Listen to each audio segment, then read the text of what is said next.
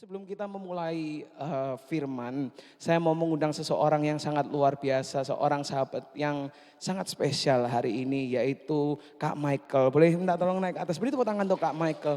Bagi yang belum tahu Kak Michael ini siapa, Kak Michael ini adalah salah satu jemaat kita yang saat ini sedang kuliah di Inggris. Dan saya nggak mau panjang lebar, nanti saya bocorin nanti cerita. Jadi lebih baik cerita sendiri. Oke, saya berikan waktunya. Silakan. Thank you, Pastor. Senang bisa kembali di sini, beribadah di sini. Kita melihat youth-nya udah pada ganti ya. Tak ada beberapa yang masih ada di sini. Tapi satu kesaksian yang ingin saya sharingkan adalah kekuatan untuk membawa jiwa-jiwa di sekitar kita itu ada di setiap kita untuk bersaksi demi Tuhan, untuk menyatakan siapa Tuhan. Di Inggris, saya S3, itu bisa kelihatan banget bagaimana dunia ini sedang berusaha untuk menjauhkan anak muda dari Tuhan lah, istilahnya begitu ya. Bendera LGBT, bendera pelangi yang dulu Tuhan berikan itu dipasang di kampus. Bahkan bendera negara itu tidak dipasang, bendera kampus nggak dipasang. Rasa bangga terhadap identitas sebagai orang Kristen, sebagai orang Inggris, sebagai mahasiswa dari kampus mana itu nggak dipandang. Yang lebih dipandang sekarang adalah identitas sebagai kaum pelangi lah kita kalau bilang begitu. Mereka yang menyatakan dirinya mereka sebagai macam-macam identitas itu sangat kuat gitu. Sampai yang istilahnya kita itu jadi agak mundur, akhirnya takut untuk menyatakan siapa identitas kita. Dan itu perjuangan. Di kampus yang istilahnya kampus top-top dunia gitu, sekarang semua yang menyatakan dirinya sebagai anak Tuhan, yang memegang kebenaran, itu justru menjadi sasaran, itu menjadi diserang. Dan kita harus bangkit gitu. Dan kita harus tetap menyatakan siapa diri kita. Puji Tuhan, saya coba itu praktekkan. Teman-teman murid S2 dan ada beberapa yang saya bawa ke gereja. Dan ternyata mereka nggak tahu kalau gereja itu begitu hidup. Tidak seperti yang mereka bayangkan gitu ya. Jadi saya percaya juga sebenarnya kalau kita rindu untuk melihat gereja ini dipenuhi, pakai kesaksian hidup kita untuk bisa membawa jiwa-jiwa ke gereja. Waktunya nggak banyak, rebutannya itu luar biasa istilahnya begitu. Sampai kita bilang, boleh enggak saya mengkritisi gerakan pelangi ini sebenarnya? Karena sepertinya seolah-olah seluruh dunia itu menganggap itulah yang benar. Dan apa yang Kristen perjuangkan, apa yang Tuhan Yesus perjuangkan dan sudah korbankan di atas kayu salib itu adalah sebuah kebodohan. Semuanya digenapi dalam Alkitab. Tapi justru saatnya kita untuk membawa jiwa-jiwa, ayo jangan diam. Berani untuk menyatakan Injil, berani untuk menyatakan siapa Yesus dalam hidup kita, bagaimana Tuhan bekerja, bagaimana Tuhan hidup, nyatakan itu. Minta hikmat Tuhan untuk bisa menjangkau jiwa-jiwa. Tiba-tiba waktu itu Tuhan bilang, coba kamu bikin satu gerakan, makan siang gratis atau ngopi gratis untuk siapa yang ingin berbicara tentang kehidupan, kematian, dan Tuhan. Saya bikin, saya print A4, tengah malam saya nggak bisa tidur karena tiba-tiba Roh Kudus mengatakan itu. Besoknya saya print, saya bawa ke kampus, di kantin saya pasang di meja. Ada yang datang, tanya siapa Tuhan. Ya, ada yang orang-orang sudah sepuh, Tuhan menggerakkan saya untuk mencoba menginjili mereka. Saya datang mereka ketawa, kita nggak perlu Tuhan. Sedih memang, tapi ada juga waktu saya ngobrol sama teman, firman Tuhan apa yang Tuhan sampaikan di renungan harian itu, ternyata itu dibutuhkan oleh teman saya, teman S3 saya, yang ternyata hidupnya depresi berat. Dan itu membawa dia untuk ke gereja. Ayo, kesempatannya ladang itu menguning, semuanya sudah pada rebutan. Istilahnya yang dunia ingin menghanguskan, yang kita harus menyelamatkan, kita harus panen jiwa. Jadi saya doakan semoga, saya percaya setiap daripada kita bisa melihat gereja ini bangkit, kita bisa melihat gereja ini penuh dengan anak-anak muda yang mencintai Tuhan, Bukan hanya di gereja ini, tapi kota ini dan juga di Indonesia. Tuhan punya rencana untuk setiap kalian, setiap kita. Segala puji hormat dan kemuliaan buat Tuhan. Thank you Kak Michael, thank you so much. Luar biasa sekali kesaksiannya, tapi yang disampaikan oleh Kak Michael itu betul sekali. Bukan cuma di Indonesia, tapi dimanapun ada banyak sekali hal-hal yang berusaha untuk membawa orang keluar dari gereja, untuk tidak percaya lagi kepada Tuhan. Dan betul yang orang-orang katakan bahwa akhir zaman itu sudah dekat. Waktu kita nggak banyak. Dan bukan saatnya kita cuma menerima firman hari Minggu di dalam gereja. Tapi sudah saatnya di mana kita membawa firman itu ke tempat di mana kita berada di luar dari gereja. Amin. Untuk membawa orang-orang untuk datang ke dalam gereja. Kenapa sih kadang orang itu takut untuk menyampaikan tentang Tuhan, takut untuk memberitakan Injil kepada orang lain. Mungkin bisa jadi karena tidak merasa itu penting, bisa. Tetapi seringkali juga berhubungan dengan apa yang kita sudah bicarakan selama dalam bulan ini, bahwa banyak sekali orang yang sudah Kristen pun masih punya yang namanya beban. Minggu lalu kita belajar bersama-sama, kalau bulan-bulan ini kita belajar tentang My Church, My Home, My Family. Bagi yang belum datang sebelumnya mungkin belum tahu bahwa kita belajar bahwa di dalam gereja kita ini bukan cuma sebuah gedung saja di mana kita datang, tetapi kita ini adalah sebuah rumah, sebuah keluarga di mana kita bersekutu dan Tuhan ada di tengah-tengah kita. Amin. Amin. Amin. Dan kita belajar minggu lalu tentang the burden we hide, bahwa kita semua punya beban yang kita sembunyikan. Kenapa? Karena kita tidak mau kelihatan seperti orang yang berdosa, kita tidak mau kelihatan kotor, sama seperti bagaimana seseorang yang kalau mau datang ke rumahnya kita mau ada tamu, kita cepat-cepat bereskan, kita sembunyikan kekotoran yang ada di rumah. Kenapa? Karena kita takut dipandang bahwa kita ini udah orang Kristen, tapi kok masih punya hidupnya seperti kotor. Tetapi kita belajar minggu lalu bahwa beban itu bukan untuk disembunyikan. Beban itu untuk dibawa kepada Tuhan. Kita belajar bersama-sama minggu lalu bahwa ada 7 wujud dari beban ini. Kita belajar bahwa beban itu bisa berbentuk dalam dosa kita. Mungkin kita sudah percaya Tuhan tapi kita tetap memilih untuk hidup di dalam dosa. Mungkin beban itu bisa aib kita malu terhadap sesuatu yang pernah terjadi dalam kehidupan kita. Kita malu tentang orang yang ada di dalam kehidupan kita. Keluarga atau apapun itu. Atau mungkin luka, ketakutan, kecanduan atau kebiasaan buruk, insecurity. Kita merasa tidak layak, kita merasa rendah dan spiritual burnout. Kita merasa jauh dari Tuhan. Kita merasa kok ada kekosongan dalam diri kita. Dan kita belajar juga minggu lalu beban yang disembunyikan tidak hilang. Hanya makin berat. Kalau beban itu kita tanggung sendiri, kita sembunyikan, maka itu akan memberatkan hidup kita. Bahkan ada banyak sekali orang yang akhirnya mengambil nyawanya sendiri. Karena apa? Karena beban itu terlalu berat karena dia pikul itu sendiri. Dan kita belajar Tuhan mengatakan datanglah kepadaku yang berbeban berat. Aku akan memberikan kelegaan, Tuhan akan memberikan damai sejahtera, Tuhan akan memberikan istirahat, rest dikatakan di situ.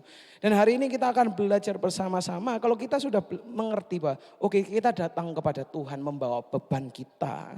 Seringkali yang masuk menjadi mindset kita, akhirnya kita berpikir bahwa oke, kalau kita bawa beban kita ini kepada Tuhan, berarti Tuhan ini akan memberikan jawaban.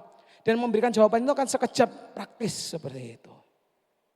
Walaupun betul ada banyak sekali orang yang menerima jawaban dari Tuhan dan menerima mujizat Tuhan secara sekejap. Ada orang yang lepas dari kecanduan seketika itu juga. Ada orang yang sembuh tiba-tiba tanpa penjelasan medis. Ada juga orang yang menerima uang tiba-tiba menerima dan masalah finansialnya teratasi. Tetapi ada juga orang-orang yang sudah datang kepada Tuhan, tetapi masih ada yang dia gumuli.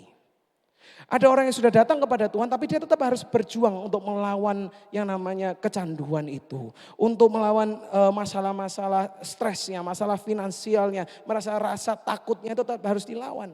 Ketika itu terjadi, apakah berarti Tuhan tidak bekerja?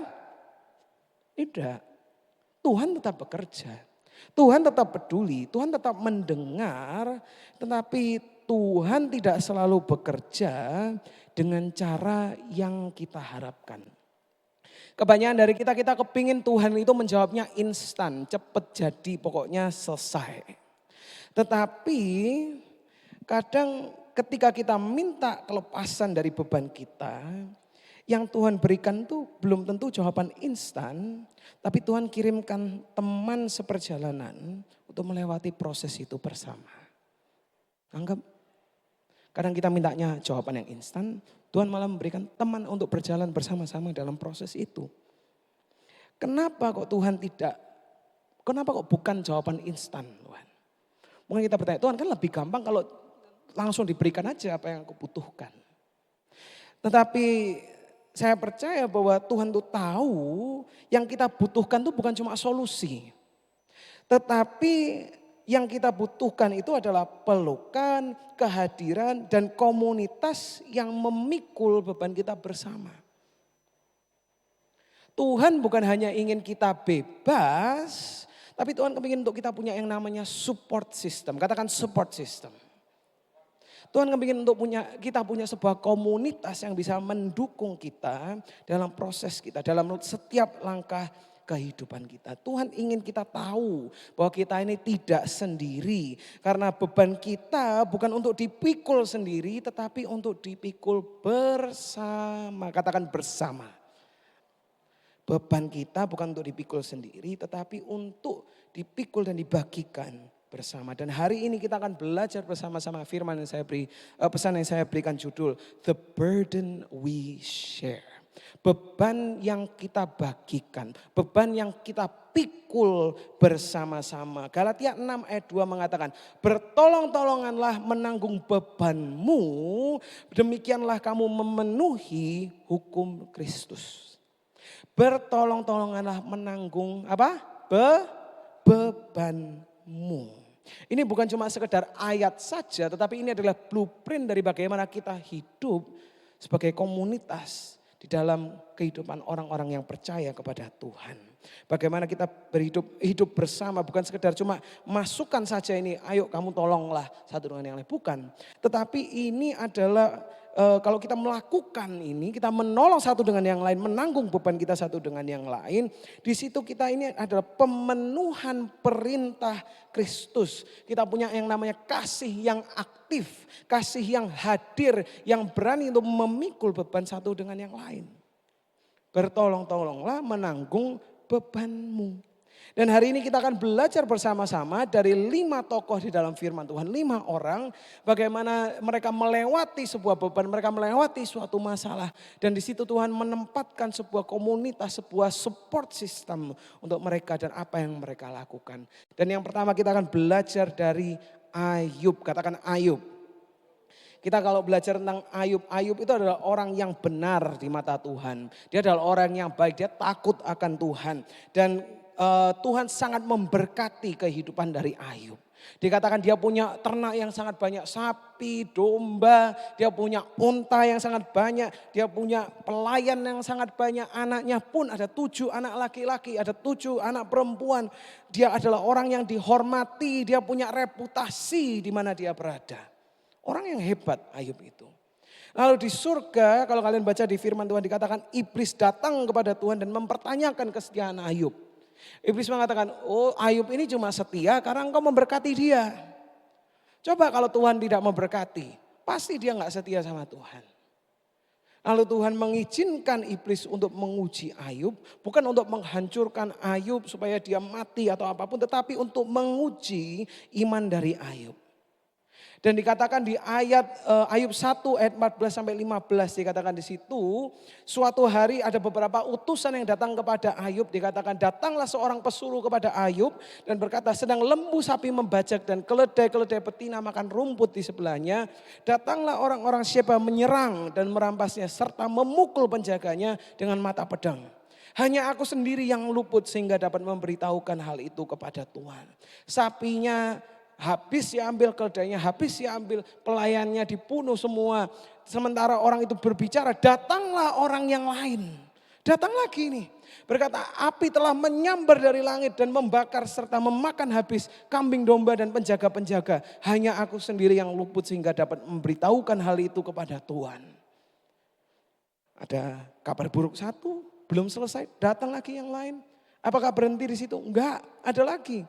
Sementara itu berbicara, datanglah orang lain dan berkata, orang-orang Kasdim membentuk 3 pasukan. Lalu menyerbu unta-unta dan merampasnya, serta memukul penjaganya dengan mata pedang. Hanya aku sendiri yang luput, sehingga dapat memberitahukan hal itu kepada Tuhan. Ayat selanjutnya dikatakan, sementara orang itu berbicara, datanglah orang lain lagi.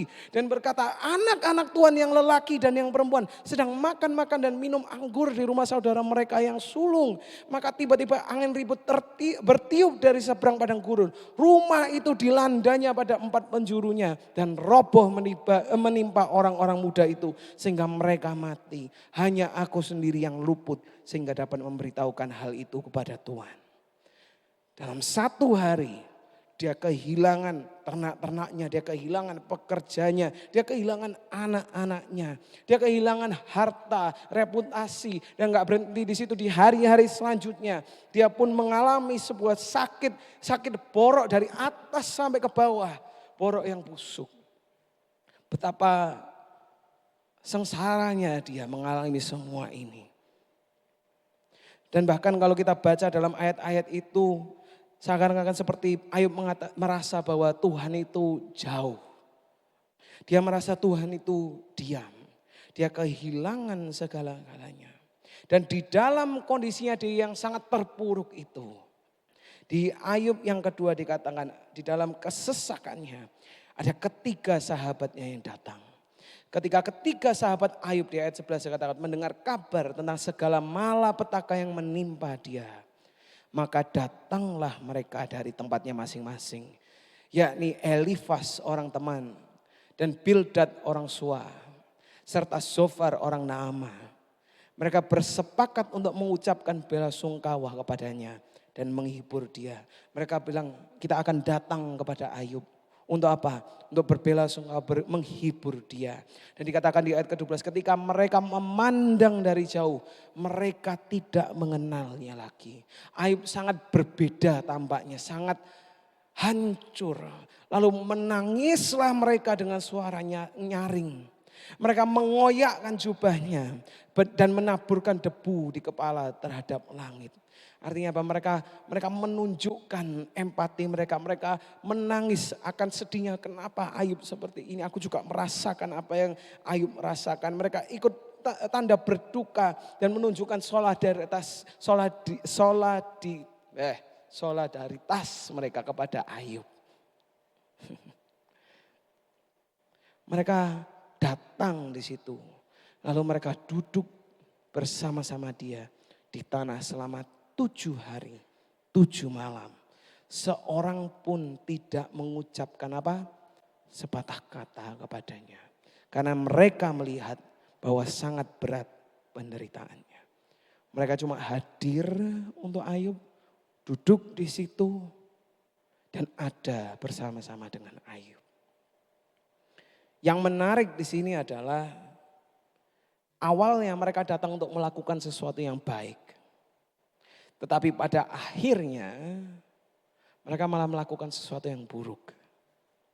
Karena dikatakan setelah dari 7 hari itu, di hari yang ke-8 mereka mulai berspekulasi. Mereka mulai berteori dan mulai menghakimi Ayub. Mereka mengatakan, Ayub kamu ini kalau sengsara seperti ini, biasanya kalau seperti ini kamu tuh berarti berdosa. Ayo kamu bertobatlah, berarti kamu ada dosa ini. Ada temannya yang bilang kalau anak-anakmu sampai meninggal seperti itu berarti mereka itu berdosa. Ada juga yang bilang harusnya lebih buruk dari ini. Kamu sepertinya orang yang melakukan banyak kesalahan. Ayo kembalilah kepada Tuhan, kamu harus bertobat nih. Mereka mulai menghakimi Ayub. Awalnya niatnya baik, tapi akhirnya kehadiran itu diganti atau berubah menjadi penghakiman kepada Ayub. Hari ini ada pelajaran yang sangat penting yang kita bisa ambil dari cerita Ayub dan teman-temannya. Terkadang yang kita perlukan itu cuma seseorang yang mau duduk dan menemani kita. Bukan mencoba untuk menyelesaikan masalah atau bahkan berusaha untuk menghakimi kita. Oh mungkin kamu seperti ini, mungkin karena kamu itu. Kalau mungkin di sini pernah punya seorang teman yang suka bercerita. Ada yang punya teman di sini yang suka bercerita. Lalu waktu mereka bercerita tentang masalah mereka, kita kasihin solusi. Lalu mereka ngomong, aku gak butuh solusimu, aku cuma perlu untuk didengarkan. Atau mungkin yang punya pasangan di sini. Udah berusaha diceritain sama pasangan seperti ini, aku ada masalah. Ya kamu kenapa enggak gini aja? Loh bukan masalah itu, aku cuma mau didengarkan. Karena apa? Kadang yang kita perlukan itu cuma orang yang hadir dan ada bersama-sama dengan kita.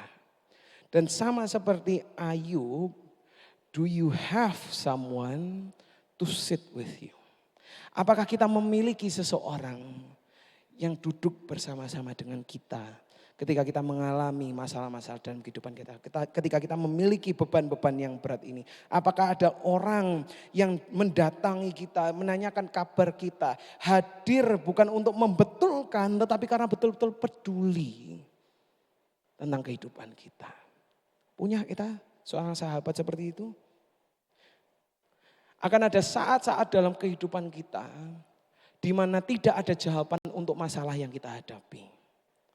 Dan disitulah yang kita perlukan cuma orang yang hadir untuk menemani kita. Saya ingat ada seseorang yang melewati suatu masalah yang sangat besar. Dan saya tidak bisa memberikan jawaban kepada orang ini. Saya tidak bisa membenarkan apa yang terjadi. Saya cuma bisa hadir di tempat itu. Ketika orang itu menangis, saya cuma bisa memeluk orang itu. Dan mengatakan, apapun yang kamu perlukan, aku ada di sini. Apapun yang terjadi, aku hadir di sini. Apakah kita punya orang-orang yang seperti itu? Yang bukan cuma mengatakan bahwa mereka peduli, tapi menunjukkan kepedulian mereka dengan kehadiran mereka. Your presence speaks louder than your words. Kehadiran kita atau tindakan kita itu menunjukkan jauh lebih dari kata-kata yang kita bisa sampaikan. Kita bisa sampaikan ke teman kita, saya turut berduka cita ya atas apa yang terjadi dalam kehidupanmu. Saya turut berduka cita ya. Atau kita bisa menunjukkan itu melalui kehadiran kita, melalui tindakan kita. Sama seperti bagaimana teman-teman Ayub tidak cuma mengatakan kepada Ayub, Ayub turut berduka cita ya, yang tabah ya, jalanin aja semua rencana Tuhan untuk kebaikan. Mereka gak cuma ngomong, tetapi mereka hadir, mereka datang, mereka menangis, mereka mengoyakkan jubahnya, mereka memakai abu untuk di atas kepala mereka. Dan mereka duduk di situ selama 7 hari dan 7 malam untuk Ayub. Apakah kita punya orang yang bisa duduk bersama-sama dengan kita di tengah beban-beban kita? Ada? Itu yang pertama. Do you have someone to sit with you?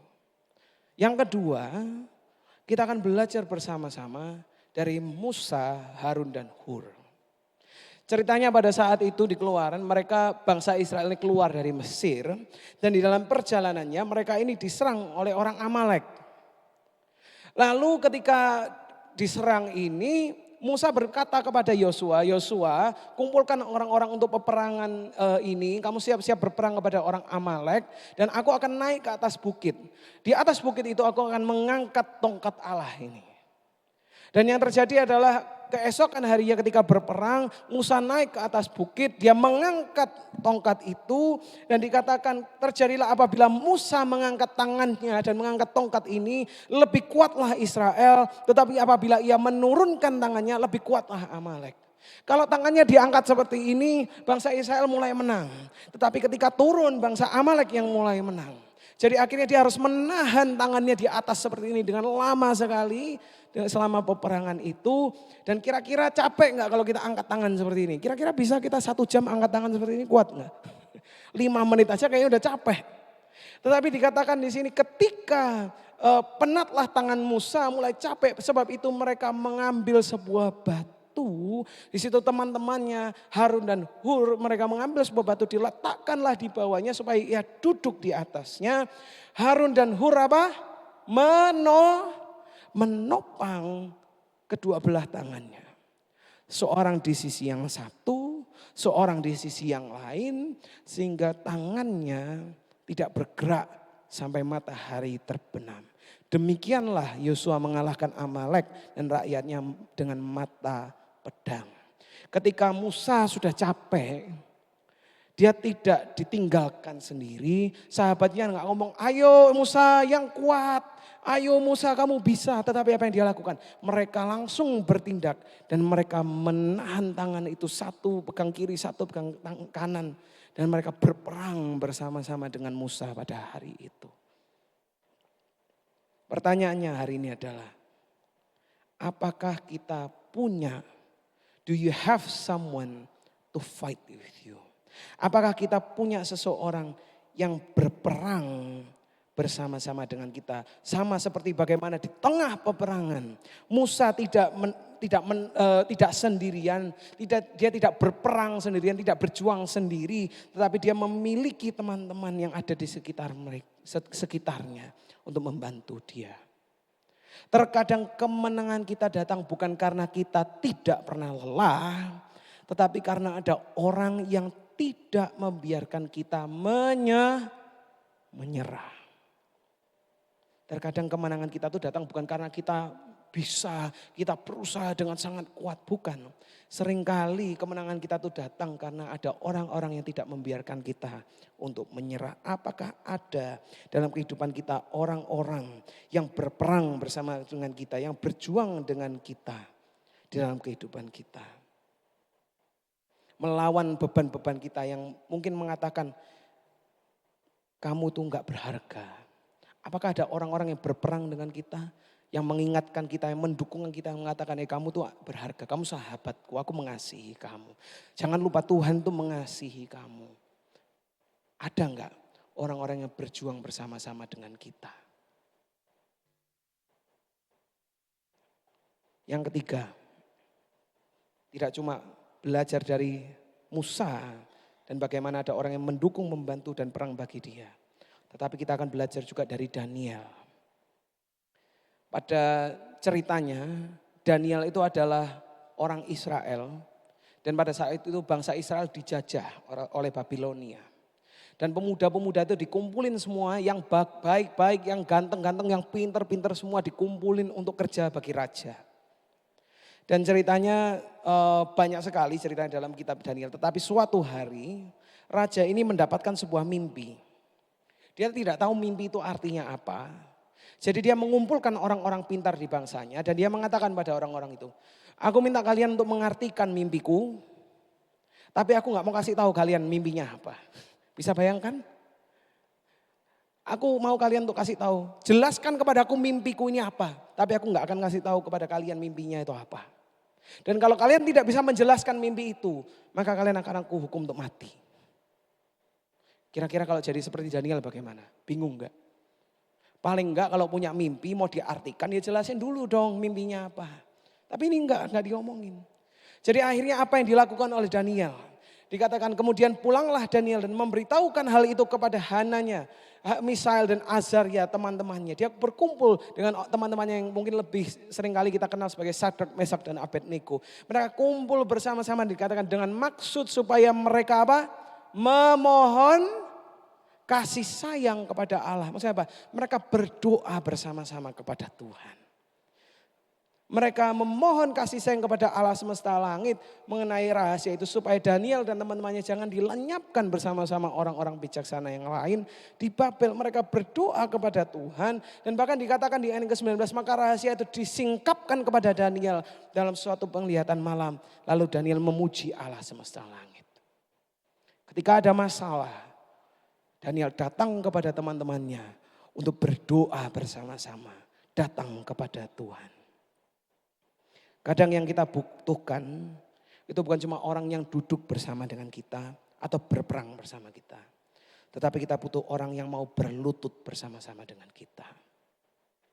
Yang mau datang dan berdoa bersama-sama kepada Tuhan. Ada pintu-pintu yang terbuka. Bukan hanya karena kamu berdoa, tetapi kita berdoa. Firman Tuhan mengatakan di Matius, dan lagi aku berkata kepadamu, jika dua orang daripadamu di dunia ini sepakat meminta apapun juga, permintaan ke mereka itu akan dikabulkan oleh Bapakku yang di surga.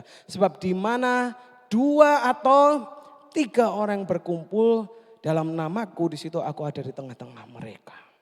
Ada kuasa ketika kita berkumpul bersama-sama datang kepada Tuhan dan berdoa. Pertanyaannya, apakah kita punya orang-orang? Do you have someone to pray with you? Apakah ada orang yang mau berdoa untukmu dan bersamamu di dalam perjalanan hidupmu?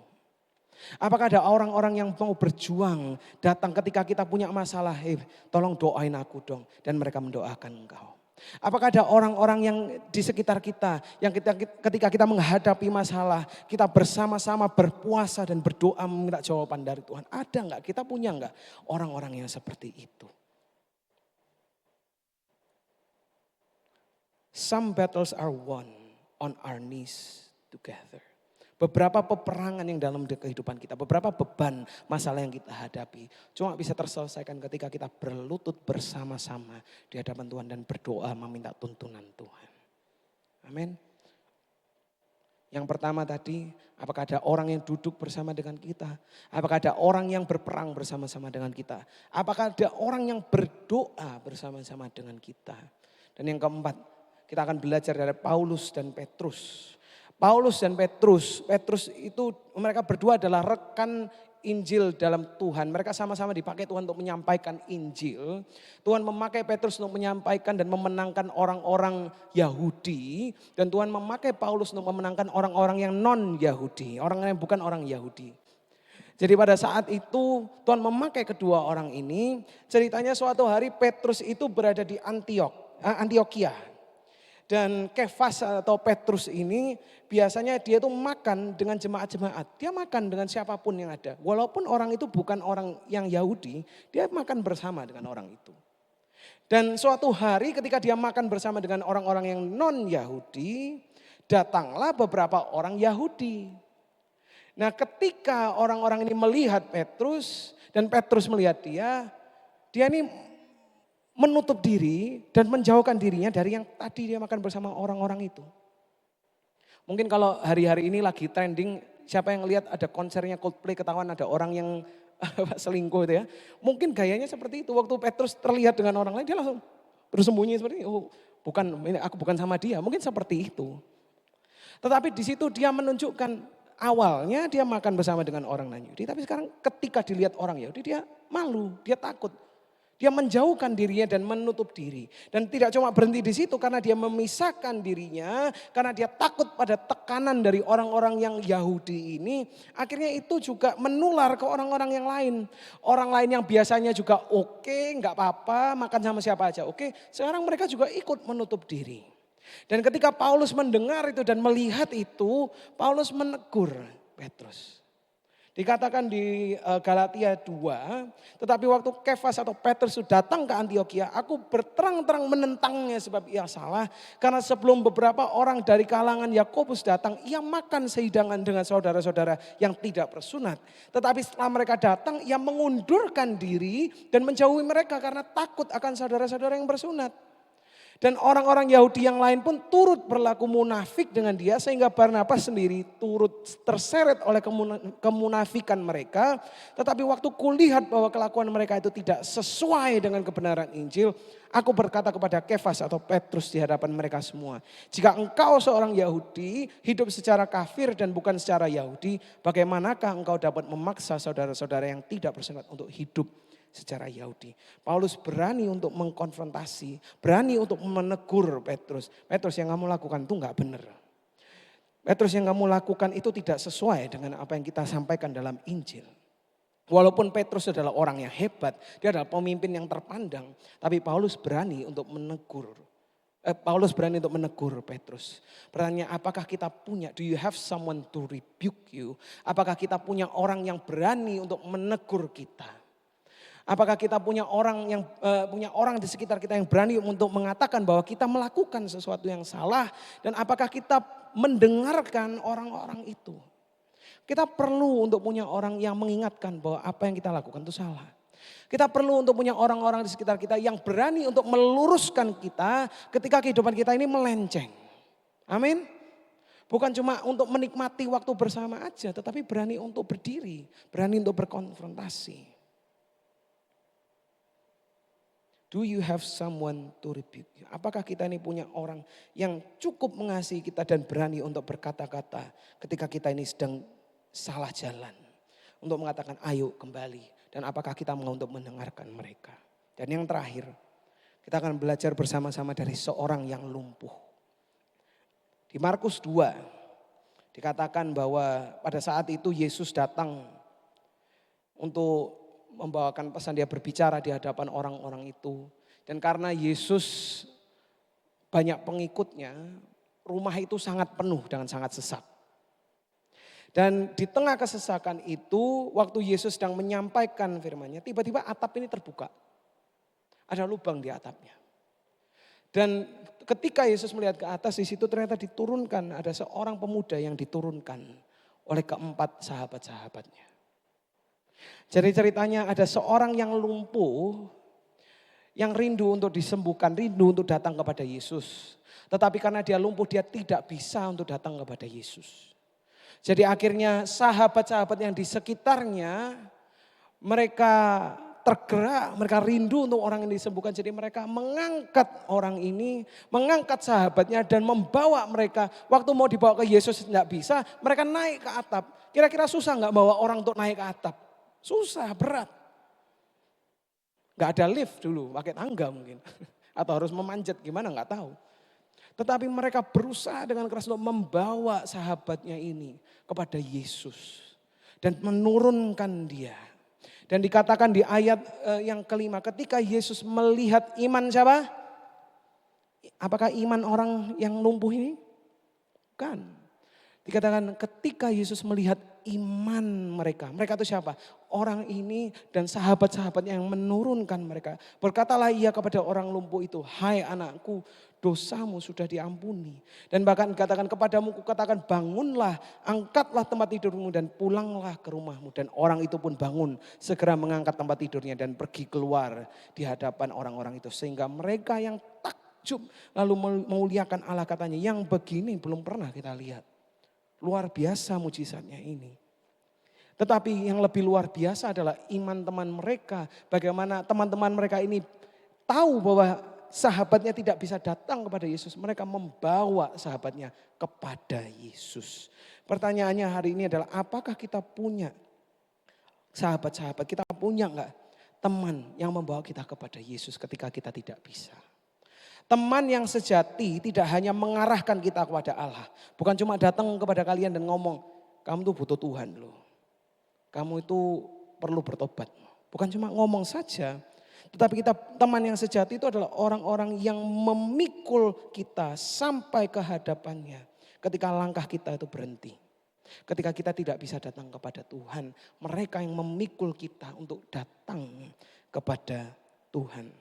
Seperti bagaimana seorang sahabat menjemput kita untuk datang beribadah ketika kita sudah lama tidak mau datang ke gereja. Seperti seorang mentor yang membimbing kita, yang ada berdoa bersama dengan kita ketika iman kita itu terasa hambar. Seperti keluarga yang mengingatkan kita untuk kembali kepada Tuhan, membawa kita ke gereja, membawa kita kepada Tuhan ketika kita kehilangan semuanya. Apakah kita punya seseorang? Do you have someone to bring you to God when you cannot bring yourself? Apakah ada orang yang membawa kita kepada Tuhan ketika kita tidak bisa membawa diri kita kepada Tuhan? Ketika kita tidak merasa ingin untuk datang kepada Tuhan. Apakah ada orang-orang di sekitar kita, support system yang membawa kita kepadanya?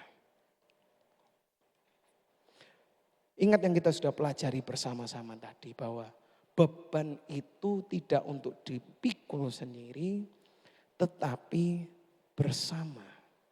Kita perlu yang namanya support system, kita perlu sebuah keluarga. Keluarga bukan cuma di rumah saja, tetapi keluarga di dalam sebuah gereja yang mendukung, yang mengingatkan, yang duduk bersama kita, berperang bersama, berdoa bersama, yang dimana mereka hadir untuk kita. Kenapa? Karena kita tidak bisa memikul beban itu sendiri, kita perlu orang lain. Beban itu bukan untuk dipikul sendiri tetapi bersama dengan Tuhan dan bersama dengan orang-orang yang telah disediakan oleh Tuhan yang ada di sekitar kita. Sometimes the breakthrough we are looking for is on the other side of the wall. We need to break through. Terkadang jawaban atau terobosan yang kita rindukan itu ada di sisi lain dari tembok yang perlu kita untuk hancurkan. Tembok itu maksudnya apa? Tembok itu adalah rasa kita takut, rasa malu kita, kesombongan kita, atau rasa kita nyaman tidak mau untuk bersama-sama dengan orang lain. Aduh nanti aku dihakimi oleh orang lain. Aduh nanti aku jadi omongan orang-orang. Aduh aku malu karena ini terlalu berat. Aduh aku merasa mereka nggak layak untuk dengar masalah-masalahku. Mereka terlalu rendah untuk mendengar. Mereka nggak akan mengerti. Atau mungkin kita nyaman terisolasi sendirian. Tembok itu menghalangi kita, seringkali itu menghalangi kita untuk mendapatkan terobosan kita. Karena Tuhan telah menyiapkan terobosan itu melalui orang-orang atau support system yang Tuhan sudah siapkan. Amin. Mau untuk menjadi bagian dari support system itu. Mau untuk memiliki sahabat-sahabat seperti ini. Kalau kita belajar tadi, kita perlu orang yang duduk bersama kita, berperang bersama kita, berdoa bersama kita, menegur kita dan membawa kita kepadanya. Semua ini sangat penting. Dan semua ini Tuhan sediakan supaya kita bisa memiliki terobosan dalam kehidupan kita. Supaya beban yang berat tadi tidak terasa berat lagi. Karena kita memikul ya bersama. Saya mau tutup dengan ayat ini. Boleh minta tim praise and worship naik ke atas. Pengkhotbah 4 ayat 9 sampai 10. Boleh kita baca sama-sama? Boleh? Bisa lihat kan? Bisa, oke, kita baca sama-sama ya. 1, 2, 3. Berdua lebih baik daripada seorang diri saja. Karena mereka memperoleh upah yang lebih baik dari hasil kerja keras mereka. Dan apabila salah satu dari mereka jatuh, maka yang lain bisa menolongnya untuk berdiri. Tetapi betapa menyedihkan apabila seseorang yang hanya sendirian jatuh, sebab tidak ada yang menolongnya untuk berdiri. Betapa sedihnya, menyedihkannya. Kalau ada orang yang sendirian karena ketika dia jatuh, tidak ada yang membantunya berdiri. Ketika beban itu menjadi terlalu berat, tidak ada yang menolong dia untuk memikul beban itu. Tidak ada yang menolong dia untuk membawa dia kepada Tuhan.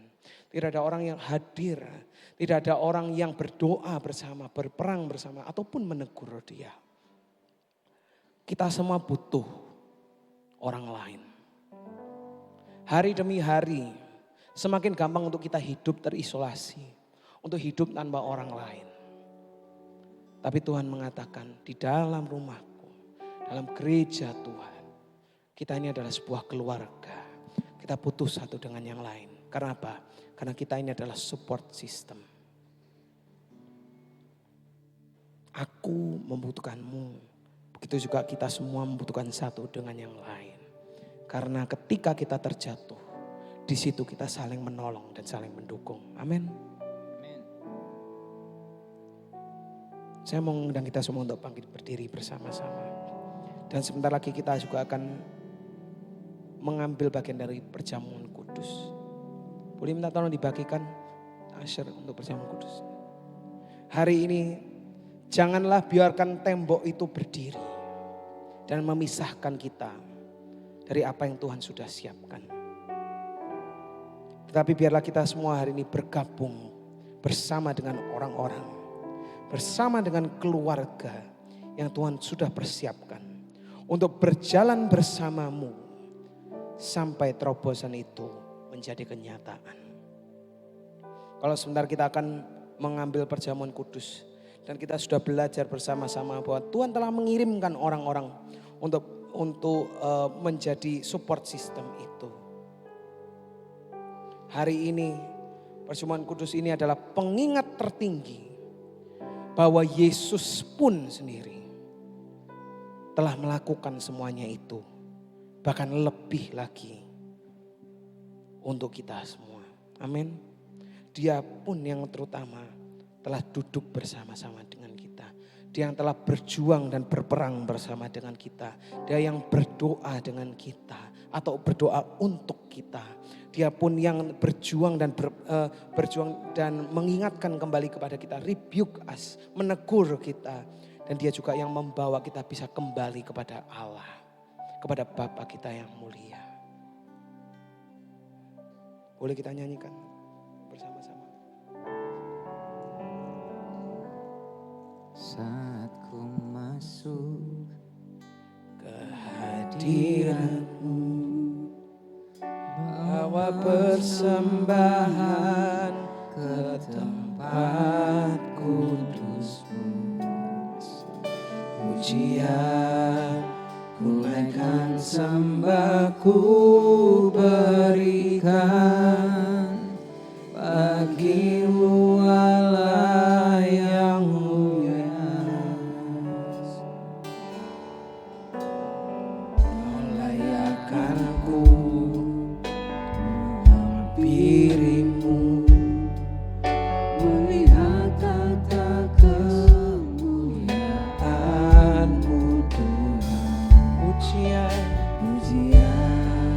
ku naikkan, sembah ku berikan bagi-Mu Allah yang mulia. Katakan, oleh kuasa darah-Mu Kau telah tebus dosaku. Kekudusan-Mu melingkupiku.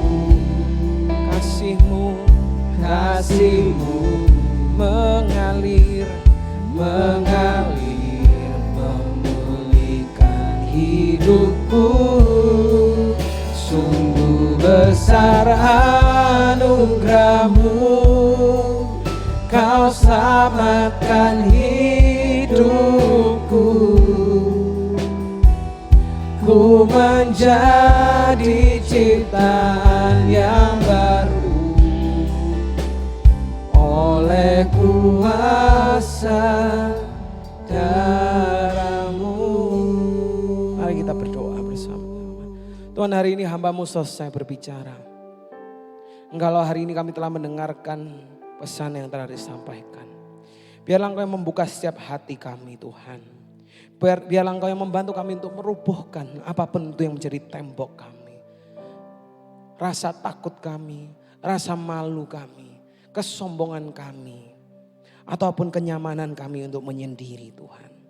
Dan biarlah hari ini kami berjalan sesuai dalam rencana-Mu. Berjalan masuk ke dalam support system yang telah Engkau siapkan. Orang-orang yang duduk bersama dengan kami. Orang-orang yang berperang bagi kami. Orang-orang yang berdoa bersama-sama dengan kami. Yang menegur kami dan bahkan membawa kami kepada-Mu ketika kami tidak mampu untuk kembali Tuhan. Bapa, hari ini kami berdoa. Biarlah beban yang ada dalam kehidupan kami tidak dipikul sendiri lagi. Tetapi dipikul bersama-sama. Hari ini apapun yang menjadi beban-Mu. Beban finansial, ketakutan, rasa malu, dosa. Masalah-masalah yang ada di depan. Rasa-rasa malu akan apapun yang ada dalam kehidupan kalian. Biarlah beban itu tidak dipikul sendiri lagi. Tetapi biarlah Tuhan yang memberikan kelegaan dalam kehidupanmu. Dan Tuhan, sebentar kami akan masuk dalam perjamuan kudus. Hari ini kami mau mengingat kembali akan pengorbanan-Mu yang luar biasa dalam kehidupan kami. Mari kita angkat roti di tangan kanan kita bersama-sama. Firman Tuhan mengatakan, sebab apa yang telah kuteruskan kepadamu telah aku terima dari Tuhan. Yaitu bahwa Tuhan Yesus pada malam waktu Ia diserahkan, mengambil roti dan sesudah itu Ia mengucap syukur atasnya. Ia memecah-mecahkannya dan berkata, inilah tubuhku yang diserahkan bagi kamu. Perbuatlah ini menjadi peringatan akan aku. Tuhan, hari ini kami mengingat akan tubuh-Mu yang telah tercabik-cabik, yang terhancurkan bagi kami. Bilur-bilur-Mu yang terpecah-pecahkan bagi kami. Dan hari ini kami mengucap syukur atas pengorbanan-Mu. Di dalam nama Tuhan Yesus, mari kita makan roti bersama-sama.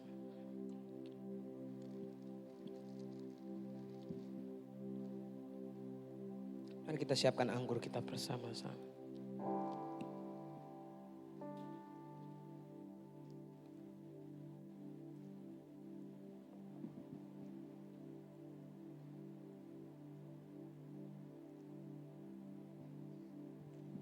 Mari Mari kita angkat cawan di tangan kanan kita.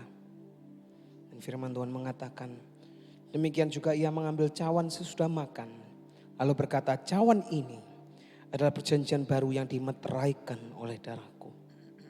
Perbuatlah ini setiap kali kamu meminumnya, menjadi peringatan akan aku. Tuhan, kami mengucap syukur atas anggur ini yang melambangkan darah-Mu yang telah tercurahkan bagi kami. Darah-Mu yang telah menebus kami, darah-Mu yang telah menyucikan kami, dan darah-Mu yang telah menyembuhkan kami. Dan kami mengucap syukur atas materai perjanjian baru yang telah Engkau berikan dalam kehidupan kami. Terima kasih Tuhan. Di dalam nama Tuhan Yesus, mari kita minum anggur ini bersama-sama.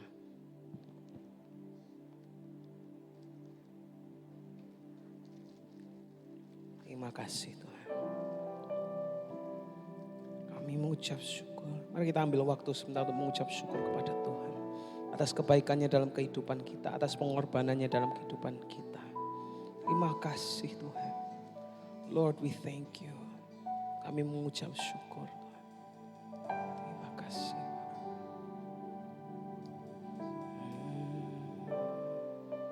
Terima kasih Tuhan. Sekali lagi Tuhan, kami mengucap syukur. Dan kami tinggikan nama-Mu. Kalau hamba-Mu telah selesai berbicara, hari ini kami rindu untuk datang kepadamu.